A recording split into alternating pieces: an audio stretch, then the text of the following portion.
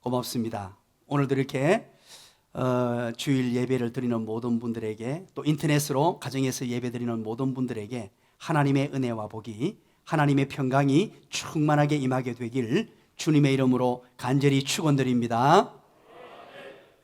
로드니 스타크라는 사람이 지은 책이 있습니다. 2016년 6월 달에 나온 책인데요, 기독교의 발흥이라는 책이 있습니다. 이 로드니 스타크는 사회학자로서 오랫동안 필립 제킵슨과 함께 21세기 기독교가 직면한 여러 가지 이슈들, 문제들을 명쾌하게 분석해 놓았고, 그리고 대안까지도 제시를 해 놓았습니다. 이 스타크가 제시하는 사회학적 고찰에 따른 어떤 결과물이 오늘날 이 시대에, 다변화한 이 시대에, 특별히 핍박과 저항이 거센 이슬람과 힌두권에서 어떻게 복음을 전할 수 있을까 하는 해답을 제시하고 있습니다. 뿐만 아니라 오늘날 교회가, 이 사회가 어떻습니까? 교회를 바라보는 시각들이 너무나 좋지 않습니다. 반기독교적이고 비기독교적인 이 사회에 복음을 어떻게 효과적으로 전달할 수 있을까 하는 해답 또한 그 책에서 나름의 방식으로 제시하고 있습니다. 이 스타크는 2000년 전에 너무나 미미하고 작게 시작한 이 복음이, 기독교가 300년 만에 어떻게 그 거대한 로마 제국을 점령하고 복음화 시킬 수 있었는가 하는 것에 대한 설명을 합니다. 그런데 이 설명을 할 때 초자연적인 설명을 잠시 내려놓고 바꾸고 말하면 하나님의 역사, 하나님의 기적, 하나님이 하셨다, 하나님이 은혜로 이렇게 되었다라는 측면을 잠시 내려놓고 사회 문화적인 맥락으로 분석하고 진단하고 있습니다. 어떻게 300여 년 만에 이 작고 미미한 기독교가, 이 복음이 로마 천역을, 로마를 기독교 국가로 만들었을까 하는 것입니다. 엄청난 박해와 핍박에도 불구하고 이 기독교 신앙 공동체가 어떻게 복음으로 점령할 수 있었을까? 결정적인 요인을 이렇게 설명합니다. 여러 가지가 있습니다만 그 중에 중요한 것, 초대교회 당시에 2차례에 걸쳐서 대역병이 일어났다는 사실을 밝힙니다. 1차로 165년 마르쿠스 아울렐리우스의 시대에 천연두 때문에 전 제국의 3분의 1이 죽습니다. 어마어마한 일이 일어났죠. 그리고 2차로 251년에 알렉산드리아 인구의 3분의 2 정도가 사망하는 이런 엄청난 일이 일어났는데 전염병 때문에 죽어나갔습니다. 이 대역병이 유행할 당시에 기독교인, 그리스도인의 삶의 방식이 그때 살던 당시의 사람들의 마음을 감화, 감동을 주게 되고 귀감이 되고 모범이 되었다는 것입니다. 로마 사회 전체가 역병으로 그렇게 공포와 두려움에 휩싸여 있었습니다. 절망 가운데 빠져 있었습니다. 매일 아침 일어나면 로마 거리에 죽은 사람들의 시체가 절비에 있었어요. 그런데 많은 사람들은 겁에 질려서 시체를 수습하지도 못했습니다. 그런데 일단의 무리들이 그 시체를 수습하고 장례까지 다 치러줍니다. 그들이 누구일까요? 여러분들이 한번 대답을 해주시면 상당히 고맙겠습니다. 인터넷에서 예배드리는 아이들 큰 소리로 시작. 그렇죠. 바로 그리스도인이었습니다. 누구도 손대지 못했던 그 죽은 시체들을 그리스도인들이 시체를 수습하고 장례를 치루어주게 됩니다. 그런데 참 재미있는 것은 그럼에도 불구하고 이 예수 믿는 사람들, 그리스도인들의 사망률이 매우 적었다고 합니다. 아마 그 과정에서 면역력이 생기지 않았을까 그런 생각을 해보게 됩니다. 그런데 여러분, 이 엄청난 위기가 발생했을 때에 기독교가 세상과는 차별화가 되었습니다. 그리스도인들이 세상과는 달랐습니다. 그런가 하면 시대와 민족을 사랑하는 그리스도의 정신을 이 세상에 구현하게 된 것입니다. 사랑하는 여러분, 우리는 지금 코로나19로 인하여 두려워 떨고 있는 이 시대와 함께 살고 있습니다. 그리스도인들이 해야 할 일이 무엇입니까? 모두가 두렵다, 떨린다, 그리고 집 밖을 나오지 못하고 마스크를 전부 써야 되며 손 세정대로 손을 씻어야 되고 갈 곳 가지 못하고 벌벌 떨고 있습니다. 이 위기 앞에 하나님의 택한 백성들, 그리스도인들은 어떻게 해야 할까요? 그리스도인들은 절망에 빠져 있는 세상 사람들에게 희망을 선포해야 하며 먼저 희생하고 먼저 섬기며 먼저 나누어 주고 먼저 예수 믿는 사람으로서의 빛과 소금의 역할을 감당하는 그런 모습을 보여줄 때입니다. 이 험난한 세상에 모든 사람들은 희망이 없고 절망에 빠져 있으며 모든 사람들은 지금 못 살겠다 합니다. 이럴 때 그리스도인들, 예수 믿는 사람들은 세상 사람들과 다른 모습을 보여줘야 되고 이 시대에 대안을 제시해 줘야 되며 희망이 있음을 선포해야 되는 줄 믿으시기를 주님의 이름으로 간절히 축원합니다. 한 시대를 믿음으로 멋지게 살았던 사람을 오늘 한번 살펴보려고 합니다. 이런 측면에서 어려웠던 한 시대에 믿음으로 멋지게 살았어 정말로 세상에 희망이 되었던 한 사람, 바로 오늘 히스기야를 함께 살펴보려고 합니다. 히스기야는 남유다 왕들 중에 다윗 다음으로 그렇게 선한 왕이었고 충성을 다한 출중한 믿음의 사람이었습니다. 히스기야는 남유다 왕국의 13번째 왕이었고 25세 왕이 된 사람입니다. 이 히스기야가 왕이 되자마자 한 일이 여러분 무엇인 줄 아십니까? 기가 막힙니다. 오늘 우리는 역대하 32장을 펼쳐놓았는데 29장, 30장, 31장을 여러분 나중에 한번 읽어보시기 바랍니다. 기가 막힙니다. 아버지가 더럽혀 놓은 성전을 깨끗이 정리합니다. 엉망이 된 성전을 깨끗이 정리하고 성전 정화 작업을 하고 있었고 우상을 숭배하고 있었던 그 나라에 우산으로 엉망진창이 되었는데 산당을 타파하고 우상을 타파하고 하나님께로 시선을 돌리는 이 놀라운 일들을 해내기 시작합니다. 그리고 수백 년 동안 이스라엘 백성들이 잊지 말아야 될 유월절을 잊고 살았습니다. 수백 년 동안 잊고 살았는데 다시 한번 하나님의 말씀을 깨닫고 유월절을 지키는 엄청난 일들을 감당하는 왕이 누구냐? 히스기야 왕이었습니다. 하나님을 사랑하며 하나님을 섬기며 하나님을 예배하는 사람으로 우뚝 세워지게 됩니다.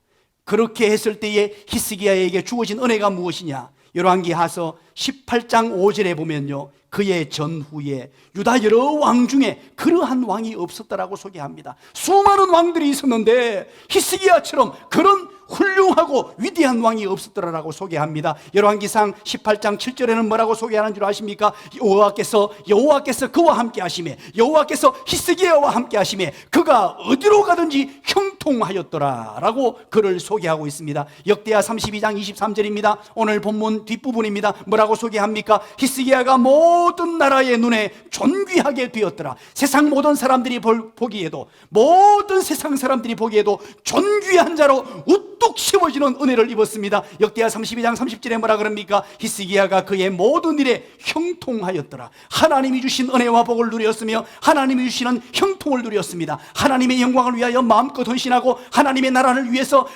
힘껏 헌신했던 그의 삶에 하나님이 은혜와 복을 주셨다는 것입니다. 그런데 오늘 본문 32장 이 본문을 보니까 1절 2절에 심각한 인생의 위기를 맞이합니다.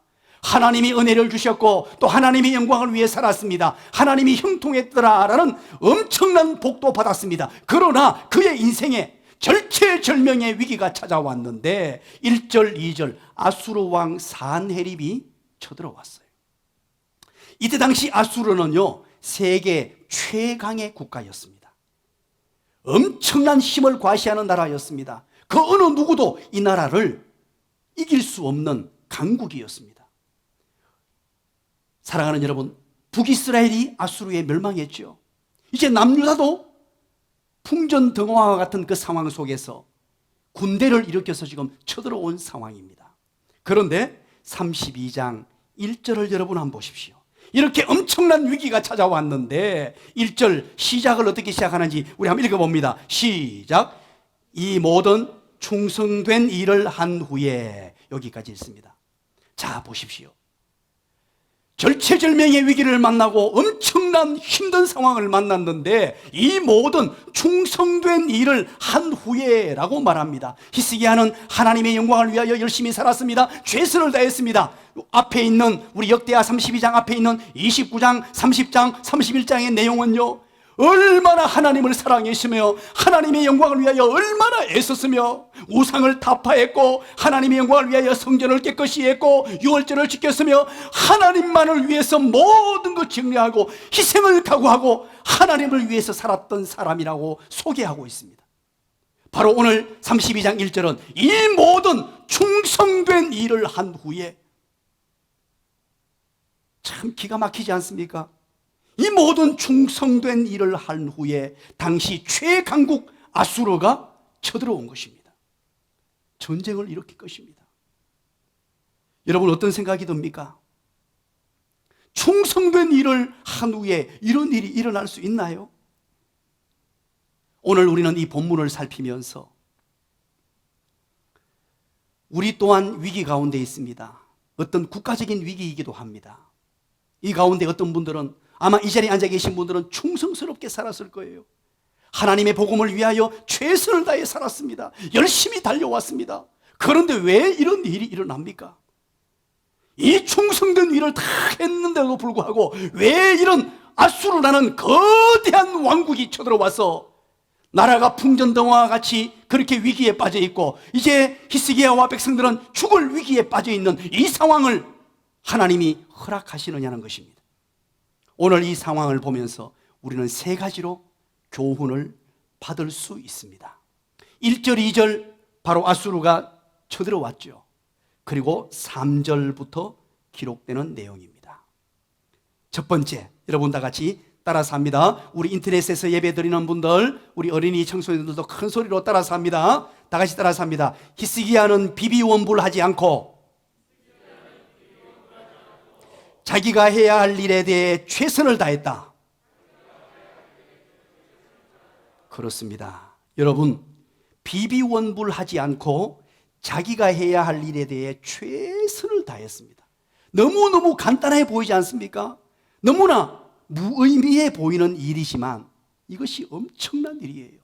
먼저 여러분 보시기 바랍니다. 이 위기 가운데 하나님 할 말이 얼마나 많았겠어요. 하나님, 내가 이렇게 최선을 다했습니다. 하나님 아시지 않습니까? 내가 우상을 타파했습니다. 성전을 깨끗이 정화했습니다. 유월절을 지켰습니다. 하나님 말씀대로 살았습니다. 하나님의 영광을 위해서 이렇게 열심히 했는데 이게 뭡니까? 결과가 도대체 이게 뭡니까? 라고 하나님 앞에 원망하고 불평할 수 있는 상황입니다. 비비원불할 수 있습니다. 우리 어린이 여러분들, 비비원불이 뭘까요? 비비원불. 자, 우리 큰 소리로 따라서 합니다. 모두 따라서 합니다. 비난, 비판, 원망, 불평. 그렇습니다. 비비원불은 비난하고 비판하고 불평하며 원망하는 것을 말합니다. 충분히 환경을 보았을 때는 비비원불할 수 있는 환경이었어요.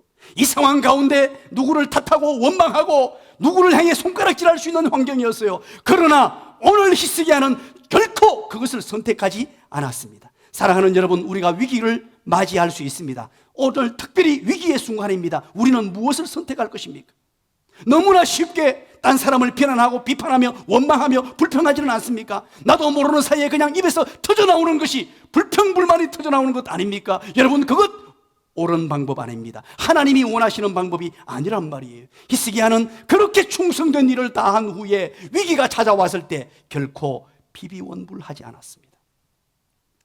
사랑하는 여러분, 가정에서 위기를 만날 수 있습니다. 그럴 때 쉽게 할 수 있는 게 무엇입니까? 아내를 향해서 비비원불하는 것입니다. 남편을 향해서 비비원불하는 것입니다. 그럴 때 여러분 기억하십시오. 하나님의 택한 백성들은 비비원불하는 것이 아닙니다. 지금 이 코로나19 때문에 상당히 심각한 상황이죠. 이 상황 가운데 저는 답답하기 그지없고 뭐 어떻게 해야 될지 모르겠어요.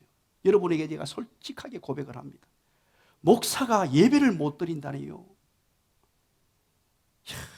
이 참담하기 그지없고 이거 눈물이 나는 상황이잖아요. 이런 상황 속에서 무엇을 선택하느냐? 저는 선택하기를 성도를 향한 기도를 선택했고, 성도를 향한 축복을 선택했고, 성도에게, 우리 전 교육자에게 제가 지시를 내렸어요. 매일 30분 이상에게 전화해서 격려하고 축복하고 위로하고 기도하자 우리가. 그리고 선택한 것은 우리 교육자들이 교회에 나와서 매일 출근하고 문은 다 걸어 잠깁니다. 그리고 시간을 정해서 한 사람씩 예배당에서 기도하고 있습니다. 누구를 위해서?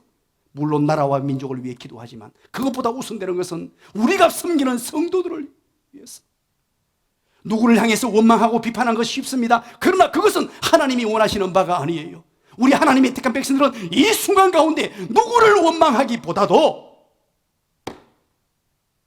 하나님을 향해서 뜻을 구하고 이번 기회를 통해서 하나님이 주시는 은혜가 무엇인가를 바라보는 것입니다. 그것이 바로 무엇이냐? 책임감이라 그래요.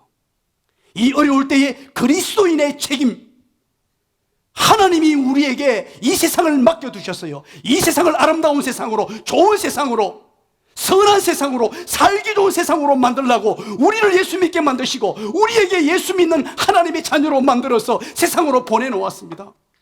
지금 우리가 예수 믿는 자다운 삶을 보여줄 때입니다. 그것이 바로 그리스도인의 책임입니다.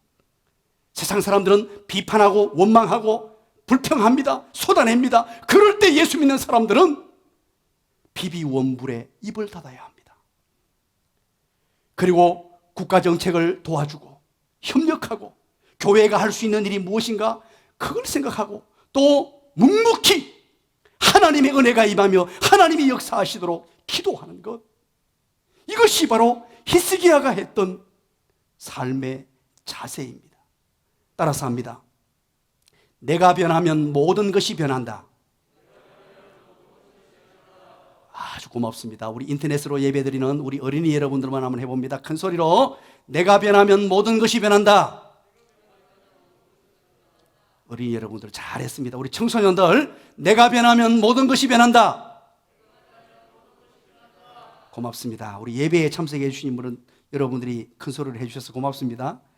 사랑하는 여러분, 누구를 탓하는 것이 아니고 이 위기 때에 그리스도인의 책임이 무엇이냐? 나를 돌아보는 것이에요. 하나님께서 내게 말씀하시는 것이 무엇인가? 내가 변하는 것입니다. 이 위기의 순간에 저는 목사로서 정말로 진정 우리 성도들을 사랑하며 이 예배의 소중성을 제대로 알고 있었는가? 다시 한 번 더 목사도 돌아보고 우리 장로님들도 권사님들도 집사님들도 온 목자들도 어린아이 한 명까지 하나님 앞에 우리 자신을 돌아보는 기회로 삼아야 합니다. 그래서 내가 변하면 이 세상은 변하게 됩니다. 사랑하는 여러분, 그러면서 여러분 3절부터 5절까지 내용이 무엇인 줄 아십니까? 비비원부를 선택하지 않고 선택한 것이 자신이 해야 할 일을 찾아서 최선을 다했어요. 자기 위치에서 할 일에 최선을 다했어요. 그게 뭡니까? 여러분 3절부터 5절까지 내용입니다. 한번 보시죠. 자, 3절 한번 읽어봅니다. 시작. 그의 방백들과 용사들과 더불어 의논하고 성 밖의 모든 물건을 막고자 하며 그들이 돕더라. 4절. 이에 백성이 많이 모여 모든 물건과 땅으로 흘러가는 시내를 막고 이르되 어찌 아수르 왕들이 와서 많은 물을 얻게 하리요 하고. 아멘. 자, 쉽게 말하면 이 3절, 4절, 심지어 5절까지 내용이 뭐냐 하면요, 수로를 차단해 버렸습니다. 물 근원을 막았다는 얘기예요. 야, 이거 참 재밌습니다. 이때 당시에 여러분 어떤 일이 발생했냐니까 예루살렘 남쪽에 이스라엘의 수로 근원이 있었습니다. 기혼샘이라는 물 근원이 있었어요. 그 물건이 쩔쩔쩔쩔 흘러가지고 있는데 그 물이 흘러오는 것을 전부 다 차단해 버렸어요. 차단해 버리고 나니까 아수르 군대들이 물을 얻지 못해요. 자, 여러분 장기전으로 가거나 어쨌든 간에 이 군인이 물이 필요한데 물 근원을 전부 다 막아버렸으니까 이건요 군사들이 큰일 날 일이잖아요. 야, 참 재밌습니다. 수로를 다 차단해버렸어요. 이것을 1838년에 고고학에서 발굴을 했습니다. 미국의 에드워즈 로빈슨 팀이 바로 이 지역에 가서 수로를 한번 파봤더니만 어떻게 발굴이 됐나 하니까요, 참 기가 막힙니다. 땅굴을 파가지고요. 땅굴을 파가지고 바로 기온샘에서 예루살렘 성까지 물이 쫙 흘러오도록 만들어 놓았어요. 그게 길이가 533m. 다시 한번 얘기합니다. 533m. 땅굴을 파가지고요, 533m 물이 흐르도록 만들었고, 물의 경사도는 30cm로 그렇게 물이 짤짤짤 흘러가도록 만들어 놓았어요. 그러고는요, 위로 흐르는 물은 전부 차단해버리고 지하로 뚫어가지고 예루살렘으로 하나님의 백성들, 이스라엘 백성들은 물을 다 공급받도록 만들어 놓고 위에 있는 군사들이나 외부에서는 물이 전혀 없도록 차단시켜 놔버렸어요. 야, 참 재밌지 않습니까? 히스기야는 왕으로서 해야 될 일을 찾았습니다. 전장에서 사람에게 꼭 필요한 것이 물이기 때문에 물 근원부터 차단하고 수로를 막아버렸어요. 그리고 오전은 보십시오, 뭐라 그러는지 오전 한번 읽어볼까요? 다 같이 읽습니다. 시작. 히스기야가 힘을 내어 무너진 모든 성벽을 보수하되 망대까지 높이 쌓고 또 외성을 쌓고 다윗성의 밀로를 견고하게 하고 무기와 방패를 많이 만들고. 그렇습니다. 먼저 뭐라 그럽니까? 성벽을 정축하고 보수합니다. 성벽이 막 오래돼가 무너져 있잖아요. 성벽을 높이 세워가지고 다시 보수하고요. 그 다음에 뭡니까? 무기를 준비합니다. 군사를 재정비하고 무기를 준비하고. 이것은 무엇을 말합니까? 이 어려운 상황에 위기 가운데 비비원불하지 않고 불평하지 않고 인간이 할 수 있는 최선의 일을 지금 다 하고 있습니다. 왕으로서의 주어진 권한에 따라 백성들과 함께, 지도자들과 함께, 신하들과 함께 그 당시 상황 속에서 할 수 있는 최선의 일들을 다 하고 있습니다. 사랑하는 여러분, 하나님을 전적으로 의지하는 사람은요, 하나님이 주신 이 양손을 놀려놓지 않습니다. 하나님을 전적으로 믿고 신뢰하는 사람은 하나님이 우리에게 선물로 주신 이 양발을 멈춰 서 있도록 하지 않습니다. 믿음이 뭔 줄 아십니까? 어떤 사람은 착각합니다. 하나님이 모든 것 하고 나는 가만히 있는 것이 믿음이라고 착각합니다. 그것 아닙니다. 내가 할 일을 다 한 이후에 하나님께 간구하는 것. 하나님을 전적으로 신뢰하는 자는 내게 주어진 상황 가운데 하나님이 내게 몸을 허락하셨습니다. 내게 팔도 다리도 눈도 귀도 지혜도 모든 것 허락하셨으니 하나님이 주신 것 총동원해서 최선을 다하고 난 이후에 하나님을 찾고 하나님께 기도하는 것입니다. 어느 한 청년이 있었습니다. 청년이 간절히 기도합니다. 하나님 로또 복권에 당첨되게 하여 주시옵소서. 로또 복권에 당첨되게 하여 주시옵소서. 그리고 간절히 기도했습니다. 얼마나 뜨겁게 기도했는데 하나님이 응답을 안 하세요. 하나님이 전혀 응답하지 않습니다. 그러니까 너무 안타까워가지고 더 세게 밥도 먹지 않고 금식하며 기도합니다. 로또 복권에 당첨되게 하여 주시옵소서. 우리 세봉이 어떻게 됐을까요? 하나님께서 응답을 하셨어요. 드디어. 사랑하는 아들아, 당첨이 되려면 일단 로또 복권을 사라 하더랍니다. 참 우스운 얘기를 누가 만들어냈겠죠. 바다에서 폭풍을 만난 성도가 있었습니다. 하나님의 택한 백성입니다.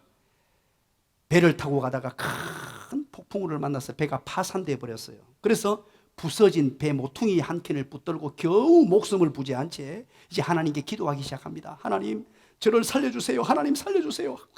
간절히 기도했는데, 야, 이게 웬일입니까? 그 모퉁이에서 배 모퉁이를 붙들고 있었는데 큰 통나무가 지나가는 거예요. 통나무가 지나가는 거. 그럼 붙들면 되잖아요. 그런데 이 청년이, 이 성도가 뭐라 그러냐니까, 하나님이 날 구원해 주시니 통나무 같은 건 필요 없어. 하나님이 나를 구원해 주실 거야. 그러고는 하나님께 더 크게 기도합니다. 하나님, 나를 살려주시옵소서. 나를 붙들어 주시옵소서 하니까 큰 배 한 척이 구조하러 왔단 말이에요. 배 한 척이 구조와서 살려주려고 하는데 이 사람이, 나는 괜찮으니까 가라고. 하나님이 나를 구원해 주실 거라고 배를 보내버렸어요. 그러고는 이분이 더 크게 기도합니다. 조용 하고 기도하니까 갑자기 헬기 한 대가 찾아왔습니다. 헬기가 내려와서 밧줄을 내려주면서 빨리 밧줄을 붙들려고 하니까, 나는 밧줄 안 붙들어도 됩니다. 하나님이 나를 살려주실 거예요. 그렇게 얘기했단 말이에요. 참 재밌지 않습니까? 그리고는 힘이 다 빠졌어요.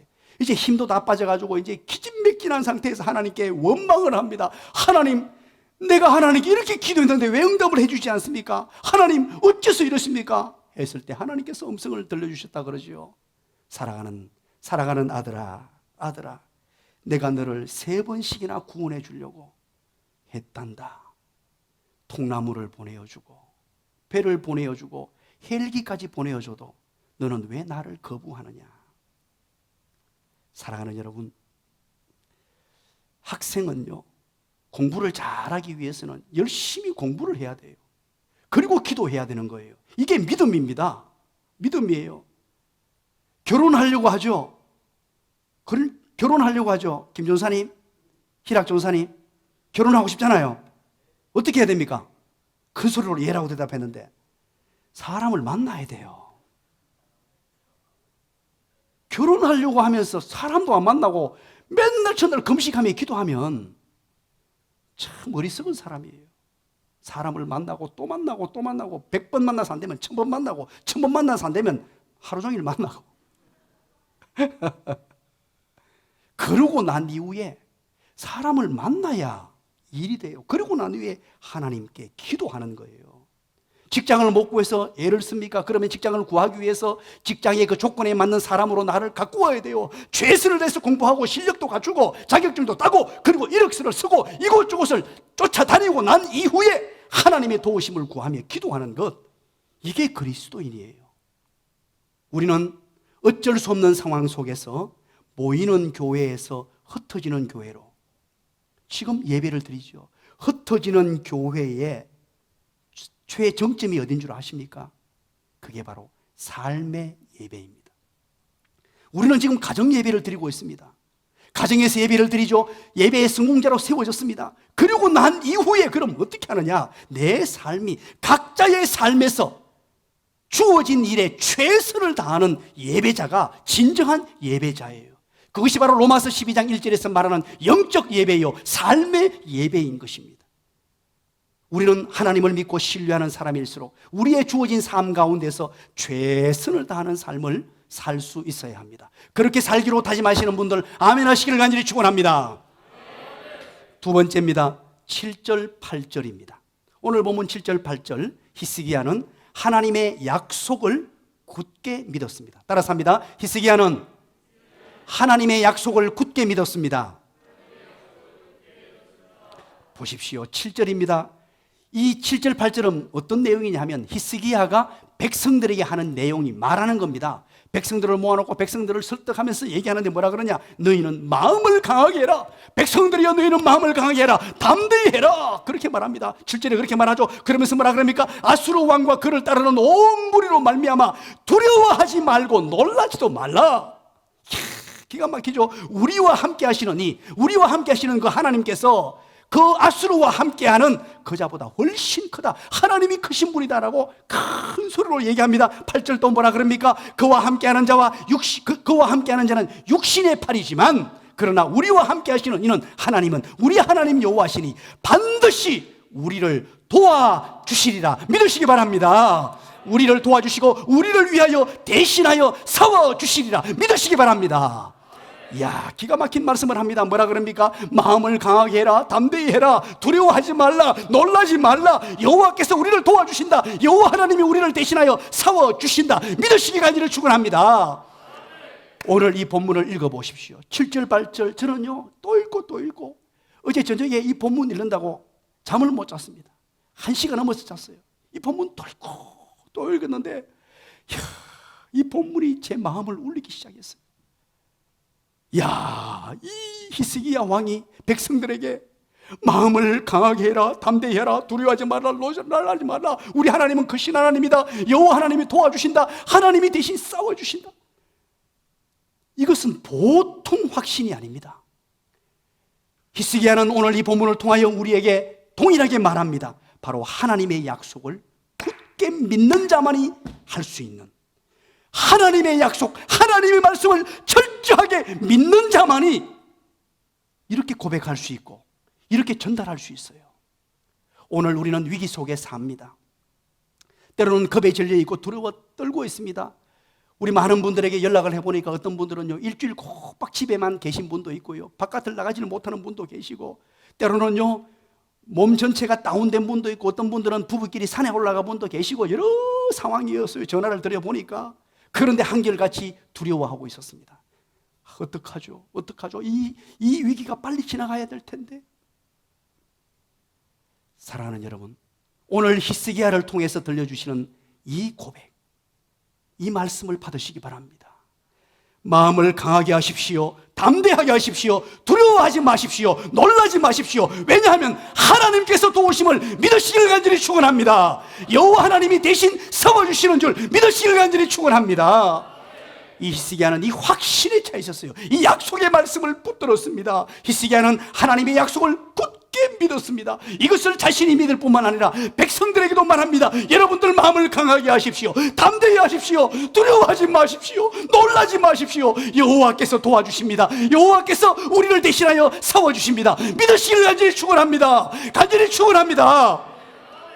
어떤 말씀을 믿었을까요?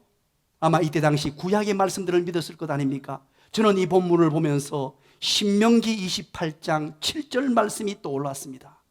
신명기 28장 7절 말씀 제가 읽어드립니다. 여호와께서 너를 대적하기 위해 일어난 적군들을 내 앞에서 패하게 하시리라. 그들이 한 길로 너를 치러 들어왔으나 네 앞에서 7길로 도망하리라. 믿으시기 바랍니다. 대적들이 일어났어요. 수많은 대적들이 일어나서 하나님의 백성들을 치러 옵니다. 코로나 바이러스가 쳐들어옵니다. 수많은 문제거리들이 우리 앞에 다가옵니다. 그렇게 한 길로 들어왔다가 도망갈 때 7길로 도망가는 이 하나님의 약속, 이 약속을 믿었기 때문에, 이런 하나님의 말씀을 붙들었기 때문에 어떤 위기 상황 가운데서도 히스기야는 마음을 강하게 하십시오. 담대히 하십시오. 두려워하지 말고 놀라지 마십시오. 여호와께서 도와주시고 세워주십니다. 사랑하는 여러분, 저는 제 인생 가운데 참 어려움을 많이 겪었습니다. 우리 어린이 청소년들은 이 얘기를 듣지 못했기 때문에 제가 간략하게 한번 소개할게요. 여러분, 어린이 여러분 잘 한번 들어보세요. 2007년도에 목사님이 부산으로 내려가게 됐잖아, 그죠? 부산으로 내려가게 되었습니다. 그때 부산 베델교회 담임 목사로 그렇게 내려갔습니다. 그런데 상황이 녹록하지 않았습니다. 사택도 없었고 사무실도 목양실도 비워줄 수 없는 상황이었습니다. 그러다 보니까 대구에서 부산까지 1개월 넘게 출퇴근을 합니다. 같이 집에 사는 아내에게도 이 속사정을 얘기하지 못하고 교회 가도 갈 곳이 없고 설교도 하지 못해 성도도 못 만나 이 한 달 넘는 이 과정 속에 차를 타고 부산에서 대구로 출퇴근하면서 답답하기 거지없었고 눈물이 앞을 가리는 상황이었습니다. 지금은 담담하게 그렇게 얘기합니다만 그때는요, 정말로 이거 어떻게 해야 되나 방법이 없었어요. 그때 정말로 차 안에서 1인 부흥회를 제가 하게 되죠. 하나님을 간절히 찬양하면서 그때 너무너무 많이 불렀던 찬양입니다. 하나님 한 번도 나를 실망시킨 적 없으시고 언제나 공평과 은혜로 나를 지키시네. 오 신실하신 주, 오 신실하신 주, 내 너를 떠나지도 않으리라. 내 너를 버리지도 않으리라. 약속하셨던 주님, 그 약속을 지키사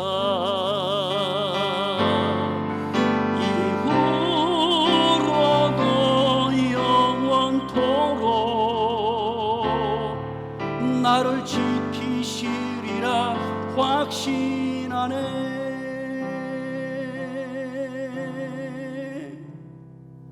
할렐루야. 하나님께서는 하나님의 택한 백성들을 철저하게 지켜주시고 보호하시고 인도하여 주실 뿐만 아니라 우리를 대신하여 싸워주시는 분임을 믿으시기를 간절히 축원합니다. C.S. 루이스가 참 멋진 말을 했습니다. C.S. 루이스가 이런 얘기를 했어요. 어려운 상황에서 하나님을 믿는다는 것은 무엇입니까? 어려운 환경 가운데서 하나님을 믿는다는 것은 무엇입니까?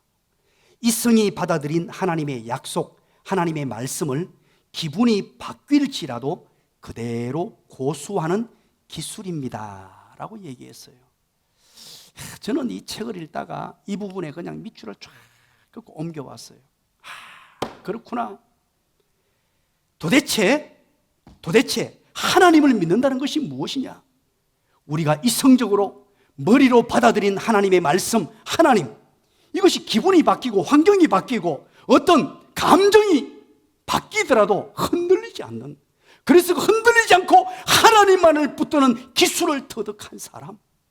우리는 때로는 감정의 기복이 심해서 하늘로 갔다가 바닥으로 떨어지고 기분이 좋았다가 나빴다가 환경에 따라 좋았다가 나빴다가 합니다. 그러나 아무리 좋은 때라도 아무리 나쁜 때라도 내 마음이 이리저리 흔들릴지라도 하나님만을 붙들고 사는 사람, 감정을 걷어차버리고 기분을 걷어차버리고 하나님을 붙들고 하나님의 약속, 하나님을 신뢰하면서 하나님의 약속을 붙드는 사람이 진정한 믿음의 사람인 줄 믿으시기를 간절히 축원합니다. 마지막 한 가지입니다. 세 번째, 따라서 합니다. 히스기야는 간절하게 부르짖어 기도했습니다. 그것이 바로 20절 이하의 내용입니다. 우리 20절을 한번 읽어보도록 하겠습니다. 읽지 않았기 때문에 오늘 32장 20절 우리 인터넷으로 예배드리는 우리 어린이 청소년 모든 분들 함께 읽습니다. 큰 소리로 다 같이 읽습니다. 시작. 이러므로 히스기야 왕이 아모스의 아들 선지자 이사야와 더불어 하늘을 향하여 부르짖어 기도하였더니, 자 20절에 말합니다. 부르짖어 하나님께 기도했다라고 말합니다. 이제 여러분 보십시오. 비비원불하지 않고 비난하고 비판하고 원망하고 불평하지 않고 자기 일에 최선을 다해서 자기가 할 수 있는 대로 최선을 다했어요. 히스기야는 최선을 다하고 하나님의 약속을 굳게 믿고 백성들을 독려하고 격려합니다. 두려워 말라, 놀라지 말라, 걱정하지 말라, 하나님이 우리를 도우신다, 하나님 우리 함께 하시고 하나님 우리와 싸워주신다 하고 난 이후에 이제 방문을 다 걸어 잠굽니다. 양사방의 문을 다 걸어 잠그고 하늘 문을 열었어요. 하늘 문을 열고 하나님께 간구하는데, 열왕기하서 19장 오늘 본문과 같은 내용을 담고 있습니다. 열왕기하서 19장 여러분 읽어보시기 바랍니다. 그때 어떻게 하느냐? 자기 옷을 찢고 굵은 베옷을 입고 하나님의 성전에 들어가서 통회 자복하면서 기도하고 있어요. 이것이 진정한 지도자요, 이것이 진정한 믿음의 사람이요, 하나님의 인정을 받는 하나님의 사람입니다. 부르짖어 간구하면서 성전에 들어가서 옷을 찢고 배를 두르고 하나님께 간구합니다. 그러면서 혼자 기도하는 것이 힘에 붙였던지 오늘 본문에 보니까 누구와 함께 기도했다 그러죠. 20절에 누구와 함께? 이사야 선지자, 위대한 하나님의 사람 이사야 선지자와 함께 하나님께 간절히 기도했다고 합니다. 사랑하는 여러분, 오늘 우리 교회가 해야 할 일이 뭘까요? 코로나19 때문에 지난주부터 예배를 드리지 못하면서 우리가 뭘 해야 될까? 저는 머리를 싸매고 교육자들을 달달 볶으면서 이 위기 상황 속에 우리가 해야 할 일이 뭐냐? 기도를 선택하고 문자를 보내고 전화를 하고 동영상을 찍어서 교인들에게 보내고 더 바쁘게 해요. 평상의 일상보다 더 바쁘게 지금 보내고 있어요. 정말 바쁘게 우리가 할 수 있는 이 순간에 우리가 믿음을 보여드리고 우리 하나님의 사람으로 목사로 교육자로서 정말로 느슨해지지 않고 조금이라도 불평불만한 자리에 빠지지 않기 위해서 최선을 다하고 있습니다. 그러면서 우리가 기도를 선택했습니다.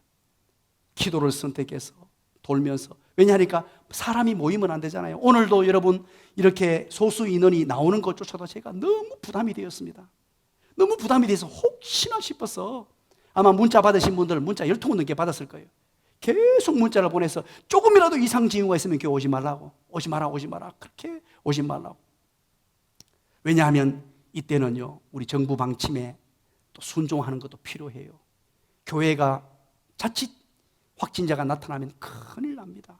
정부 방침에 순종하고, 또 우리가 시민과 대구와 경산을 보호하는 차원에서 우리가 할 수 있는 일은 다 하되 기도를 선택했습니다. 그래서 지금의 환경에서 여러분, 기도하지 못하는 환경이잖아요. 새벽 기도도 못 나와요.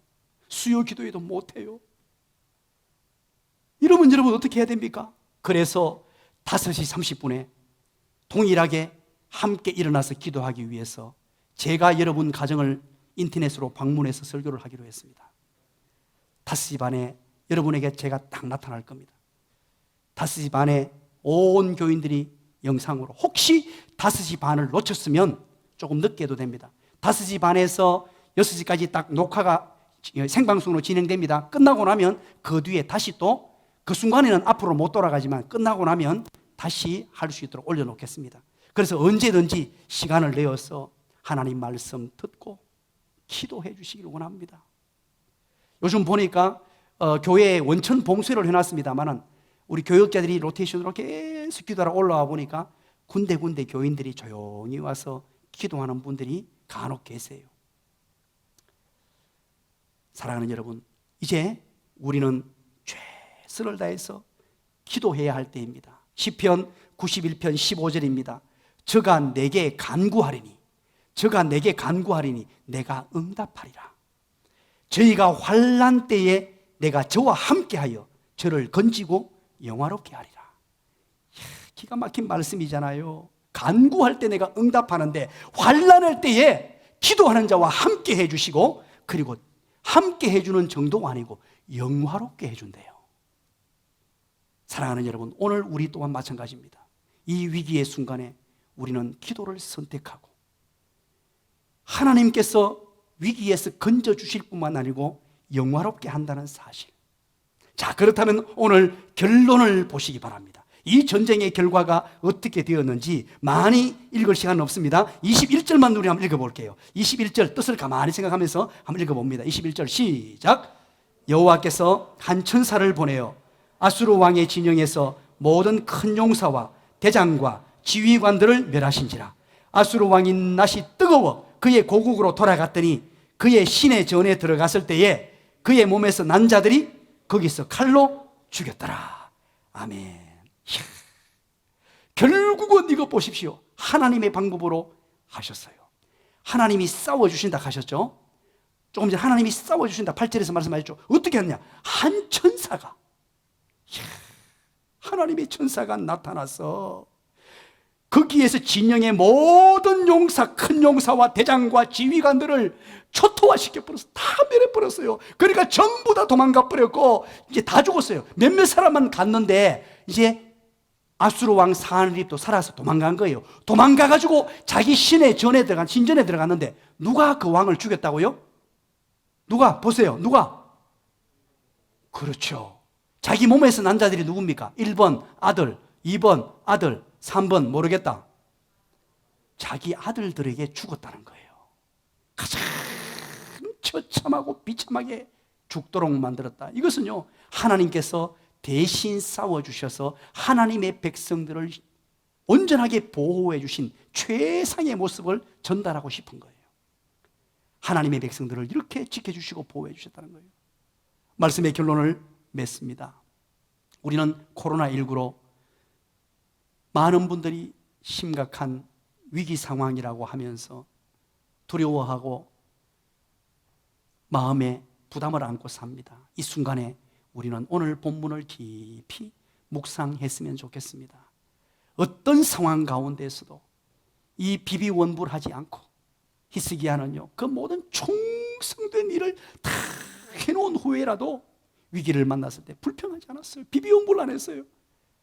그러면서 자기에게 주어진 일에 최선을 다했습니다. 우리는 한 사람의 성도로서, 국가에서는 백성으로서, 국민으로서 우리 할 일을 최선을 다해서 다 하면서 하나님의 약속을 굳건하게 붙들고 두려워하지 말라, 놀라지 말라, 담대하라 하신 하나님 말씀, 내가 너를 도우리라, 내가 너를 대신 싸워주리라, 이 말씀을 굳게 붙들고, 그리고 하늘문을 활짝 열고 기도하심으로 하나님의 능력을 경험할 뿐만 아니고 우리 베델의 온 성, 우리 나노마 성김의 온 성도들, 우리 인터넷으로 예배드리는 온 하나님의 백성들이 승리하는 인생들 다 되실 줄 믿습니다. 믿습니다. 기도하겠습니다.